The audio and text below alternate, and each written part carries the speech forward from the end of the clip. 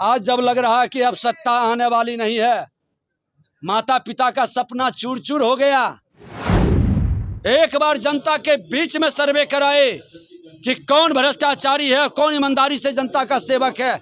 आज देश के प्रधानमंत्री नरेंद्र मोदी जी ईमानदारी से काम कर रहा है तो लोग विश्वास कर रहा है।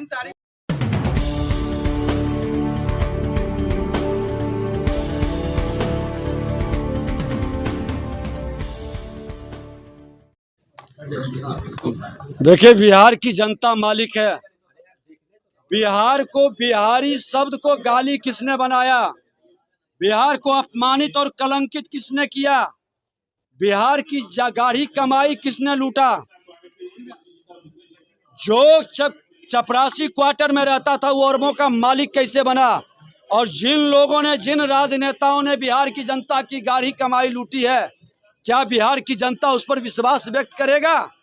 जो अपराध, भ्रष्टाचार बिहार के अंदर ला दिया, लोगों को दहशत में लाया है, जनता कभी विश्वास नहीं करेगी। जनता मालिक है, देख रहा है। सत्ता में बैठे हुए जब थे तो एक दिन भी आंसू पोंछने नहीं गए थे। नेता प्रतिपक्ष के नाते 500 दिन में 341 दिन में आंसू पोंछ रहा था, लेकिन सत्ता में बैठे लोग आंसू पोंछने क्यों नहीं जाते थे तो उप मुख्यमंत्री, नेता प्रतिपक्ष भी 5 साल रहे।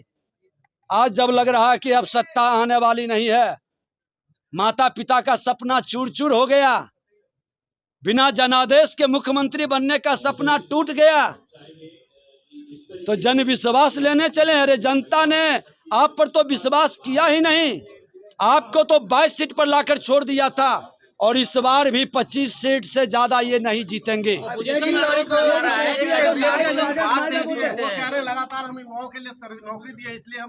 अरे नौकरी तो एनडीए का देन था, आज भी नौकरी बंट रही है।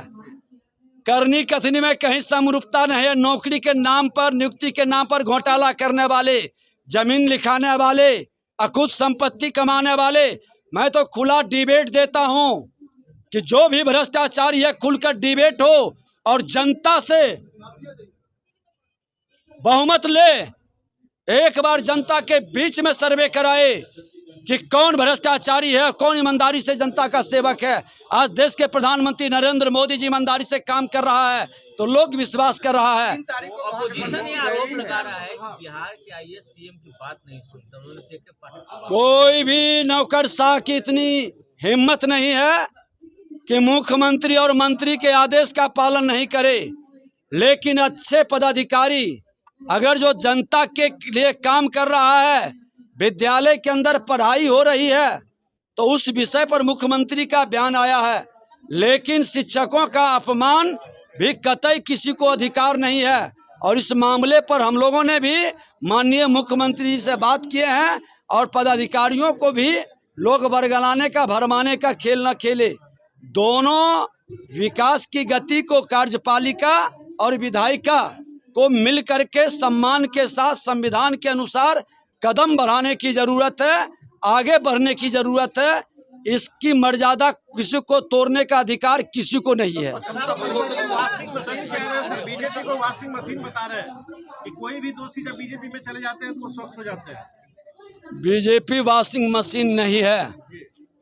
बीजेपी में जो राजद के समय में जंगल राज लाने वाले लोग थे, उनको वो खुद आते हैं और कहते हैं कि मुझको जंगल राज में ठेल दिया था, मुझको जंगली बनाने का व्यवस्था किया था, लेकिन मेरा बच्चा उस जंगल राज का वातावरण में न पले। मैं सुशासन में रहना चाहता हूं, शांति के साथ रहना चाहता हूं, विकास के साथ चलना चाहता हूं।